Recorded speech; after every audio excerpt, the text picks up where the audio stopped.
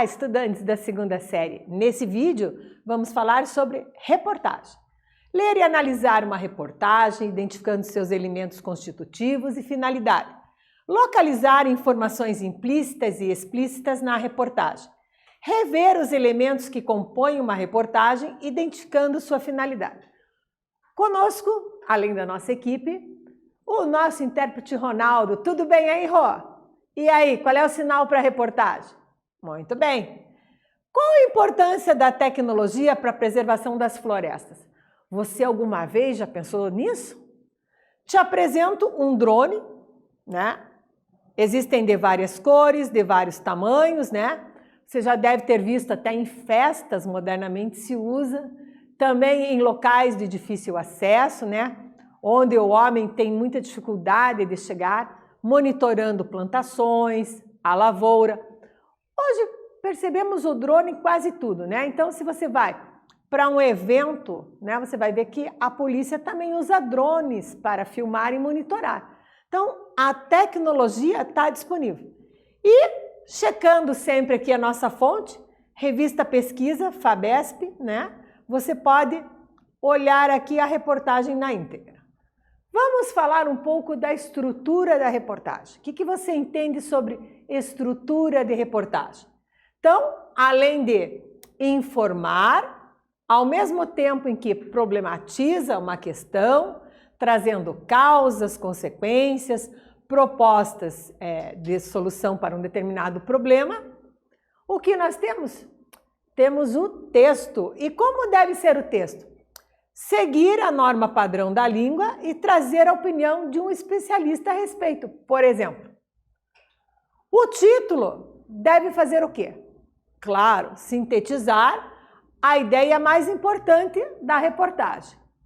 E pode ser seguido pela linha fina que complementa seu sentido e acrescenta informação. Está aqui uma imagem, né? A professora colocou na iconografia para você ter uma noção. Enquanto o drone está circulando, ele vai mandando para a pessoa que está operando esse tipo de imagem. Então, você já vai vendo aqui a imagem do drone. Chegamos à reportagem do Tiago Jocura, edição 300 de fevereiro de 2021. No nosso eterno combate às fake news, o que temos? Onde está disponível, né? Revis Matas Brasileiras. Ambiente. Drones mapeiam matas brasileiras. Veículos aéreos não tripulados são usados para monitorar florestas tropicais com velocidade, eficiência e riqueza em detalhes. Te convido a ler o texto comigo. Bora lá? O Brasil tem 4,9 milhões de quilômetros quadrados de florestas, área maior do que a dos países que compõem a União Europeia. Monitorar a extensão desses biomas e compreender a riqueza contida neles foi, por muito tempo, tarefa para satélites distantes da mata ou para profissionais mergulhados nela. Nos últimos anos, uma nova tecnologia passou a contribuir para essa missão. Os veículos aéreos não tripulados, VANTs, também conhecidos como aeronaves remotamente pilotadas, ou mais popularmente, drones. A atividade 1, olha que interessante a proposta. Releia o trecho. O Brasil tem 4,9 milhões de quilômetros quadrados de florestas. Um exemplo ali na iconografia da floresta que estamos conversando, sobre a qual estamos conversando. Ao longo da reportagem, é feito uso predominantemente do tempo presente do modo indicativo. Explique o uso e o sentido desse tempo verbal na reportagem. Antes de fazer a atividade, vamos retomar. Que modos verbais temos? O indicativo, que indica algo que aconteceu num tempo certo, exato. Quais são os tempos do indicativo? O presente, os 3 pretéritos. Então, o pretérito perfeito, o pretérito imperfeito e o pretérito mais que perfeito. Futuro, temos 2. O futuro do presente e o futuro do pretérito. Outro modo tem, prof? Tem. Quando você quiser dar uma ideia de dúvida, de hipótese, você usa o subjuntivo. E eu tenho 3 tempos do subjuntivo. O presente, o pretérito imperfeito e o futuro, ok? E ainda o imperativo, que eu não tenho tempos, mas eu tenho imperativo afirmativo e imperativo negativo. Falando ainda de verbos, vamos lembrar que nós temos o quê? As formas nominais. Amar, por exemplo, está no infinitivo e é o nome do verbo, né? Eu tenho ainda o gerúndio, por exemplo, amando, e o particípio, amado, são as formas nominais dos verbos. Para fazer a questão, eu preciso que você me explique o uso e o sentido desse tempo verbal. Então, o tempo presente do modo indicativo. Combinado? Faz aí, que eu te aguardo aqui.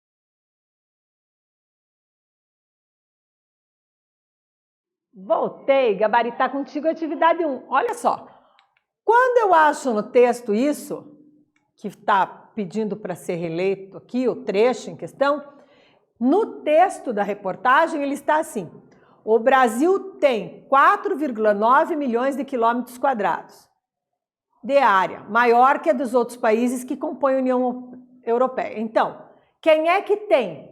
O Brasil. Então, tem é o verbo. Eu localizei o verbo. Ele tem, então. Eu tenho, tu tens, ele tem. Tá em que tempo? Presente. Com isso, eu vejo que está conjugado no modo presente do indicativo porque indica uma ação que acontece no momento da fala. Mas na reportagem, o que está acontecendo? Expressam ações que não dependem da passagem do tempo. Olha a diferença agora, analise comigo. O Brasil tem 4,9 milhões de quilômetros quadrados de área. Área maior do que a de outros países. Perceba que aqui ele está indicando exatamente o que a gente sintetizou aqui, ó. Uma ação que não depende da passagem do tempo. Te convido a seguir comigo a leitura da reportagem. Tecnologias para imageamento de espécies de árvores e outras plantas e aferição do volume de vegetação, entre elas radares laser. E sensores infravermelhos já existem há algum tempo. A inovação é ter esses sistemas embarcados em um drone que pode voar perto do topo das florestas e pairar no ar. Explica o físico Marco Aurélio Nalon, pesquisador do Instituto Floresta IF de São Paulo. Abre aspas. Como esses aparelhos são equipados com GPS, é possível fazer uma programação prévia de voo e geolocalizar cada árvore fotografada. Percebe? Com isso, na atividade 2, o que eu proponho para ser feito? Na segunda parte do texto, o jornalista apresenta diferentes tipos de argumento para abordar o tema da reportagem. Cite um argumento de autoridade usado no texto. Argumento de autoridade, você lembra que é aquele que é o quê? Acertou quem disse. A fala de um especialista, de alguém renomado no assunto. Faz aí, que eu te aguardo aqui.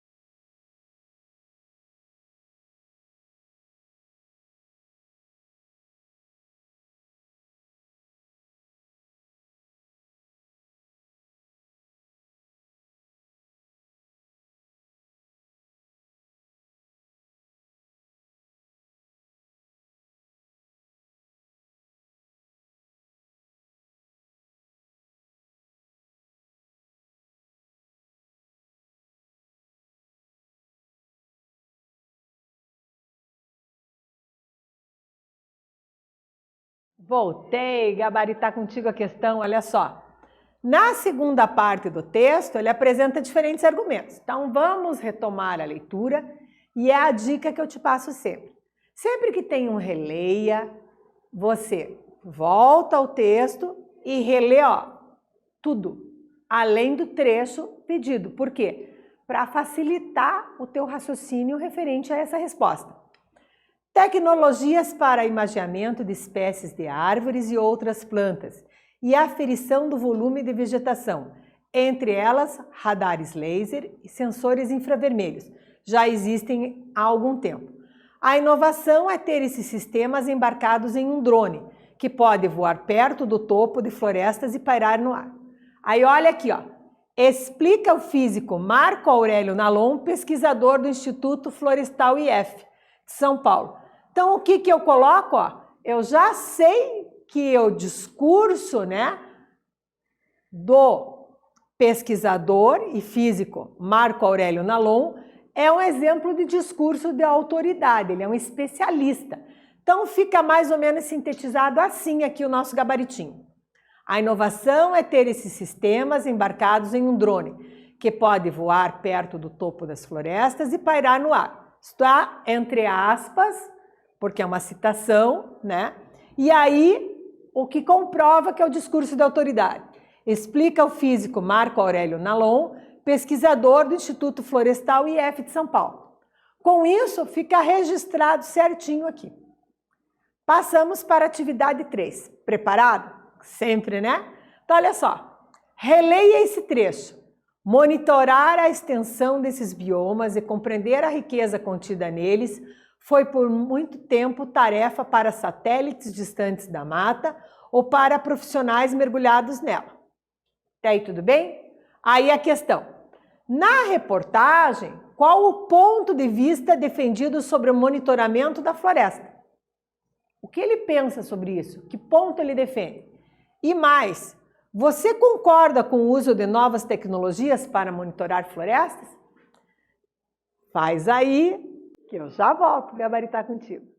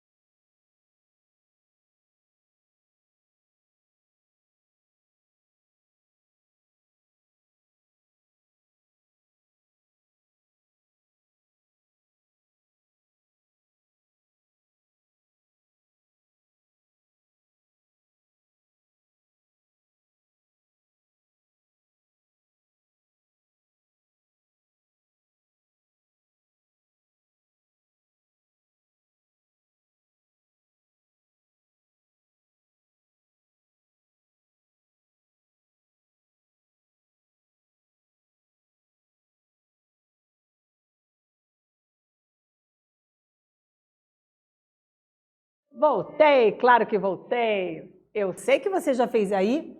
E ao reler esse trecho, Vamos ao trecho então. Olha só. Monitorar a extensão desses biomas e compreender a riqueza contida neles foi por muito tempo o quê?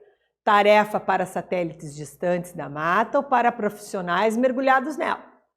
Aí ele acrescenta: nos últimos anos, uma nova tecnologia passou a contribuir para essa missão. Os veículos aéreos não tripulados, VANTs, também conhecidos como aeronaves remotamente pilotadas, ou mais popularmente drones. Então, qual é o ponto de vista você acha colocado aqui? O que você deduziu disso? Podemos dizer, então, que defende-se o ponto de vista de que uma nova tecnologia passou a contribuir para essa missão, não é mesmo? O uso dos drones. Então, eu posso sintetizar assim: os veículos aéreos não tripulados, VANTs, também conhecidos como aeronaves remotamente pilotadas, ou mais popularmente drones, os quais podem voar perto do topo das florestas e pairar no ar, também sendo esses aparelhos equipados com GPS, o que torna possível fazer uma programação prévia de voo e geolocalizar cada árvore fotografada. A segunda parte da questão, né, aqui foi do ponto de vista. Eu te pergunto se você concorda com o uso dessas novas tecnologias para monitorar as florestas. E aí, você concorda? Antes de responder se concorda ou não, quais as vantagens, quais as desvantagens? Podemos elencar algumas vantagens, por exemplo, que o próprio texto suscitou.